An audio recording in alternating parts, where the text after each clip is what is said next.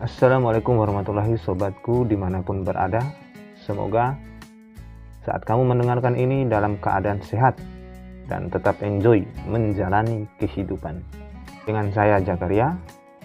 Pada kesempatan ini saya akan menyampaikan sketsa filsafat karya Ustadz Hasan Abu Ammar yang terdiri dari 7 bahasan utama yang terbagi ke dalam pasal-pasal dan terbagi lagi ke dalam poin-poin penting yang saling berkaitan.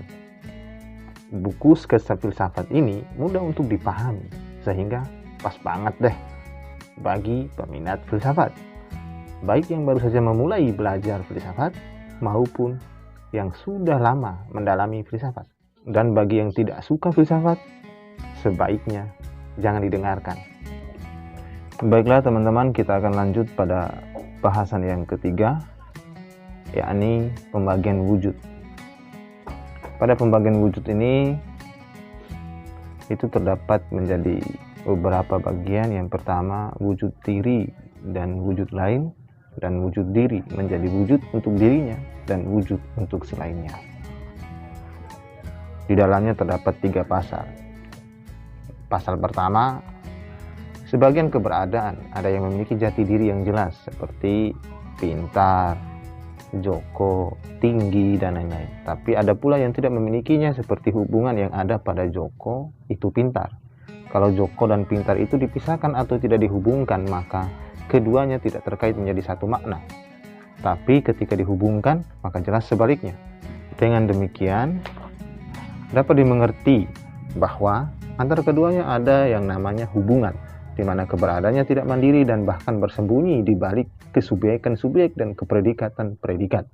Oleh karena itulah maka yang memiliki jati diri jelas disebut wujud diri, dan yang tidak jelas disebut wujud lain, yakni kejatian dirinya bersemayam di dalam wujud lain dan bergantung padanya.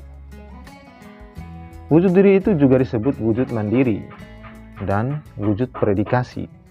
Sedang wujud lain disebut dengan wujud penghubung atau hubungan.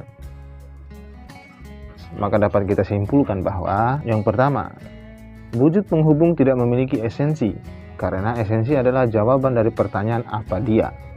Oleh karenanya, jawaban atas pertanyaan tersebut dapat diambil hanya dari hal-hal yang memiliki kemandirian dalam pahamannya, alias wujud predikasi, bukan wujud penghubung yang bisa dipahami kecuali dengan membayangkan hal-hal yang dihubungkan seperti subjek dan predikat.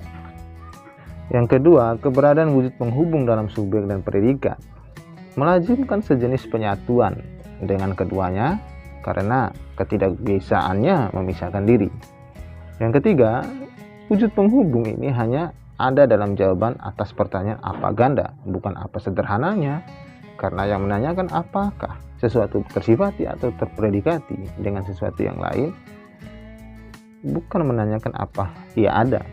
Karena tidaklah bermakna pernyataan yang menyatakan bahwa penghubung itu ada di antara manusia itu ada. Sebab adanya sesuatu dengan dirinya adalah satu. Oleh karenanya penghubung tidak diperlukan. Pasal 2. Ada perbedaan pendapat mengenai wujud penghubung. Apakah ia berbeda secara esensi dengan wujud mandiri? Yakni apakah wujud penghubung hanya memiliki makna yang bergantung kepada wujud mandiri, di mana tidak bisa dipahami secara mandiri dan menjadi sesuatu yang dapat dipahami tanpa ketergantungan kepada yang lainnya? Jawaban yang benar adalah tidak demikian. Sebab, sebagaimana yang akan diterangkan di pembahasan sebab akibat, bahwa akibat adalah wujud penghubung bagi sebabnya. Tapi di lain pihak, akibat-akibat itu memiliki keberadaan secara mandiri.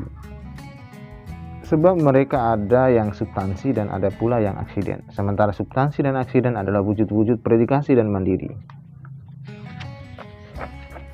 Sekalipun mereka juga dikatakan sebagai wujud-wujud penghubung, manakala dilihat dari ketergantungan mereka kepada sebab-sebab mereka. Pasal 3, pembagian wujud diri menjadi wujud untuk dirinya dan untuk selainnya.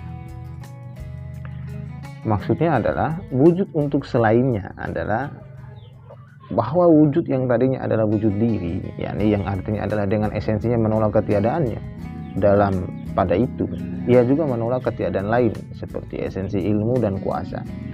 Esensi keduanya menolak ketiadaan diri mereka, tapi di lain pihak mereka juga menolak kebodohan dan kelemahan pada substansi-substansi yang memiliki mereka. Dalil bagi keberadaan wujud-wujud untuk selainnya itu adalah adanya wujud-wujud aksiden sendiri. Sebab wujud-wujud aksiden di samping meniadakan ketiadaan dirinya, ia juga meniadakan suatu ketiadaan pada substansi yang memilikinya. Bahkan keberadaan substansi juga merupakan dalil dari hal ini. Sebab kespesiesan substansi juga meniadakan kekurangsempurnaan pada materinya.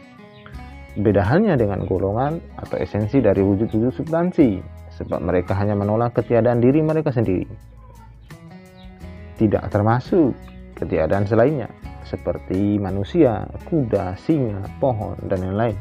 Wujud-wujud ini disebut dengan wujud untuk dirinya. Itulah bahasan ketiga, teman-teman. Semoga dapat dimanfaatkan atau ini bermanfaat. Akhirnya billahi taufiq wal hidayah. Wassalamualaikum warahmatullahi wabarakatuh.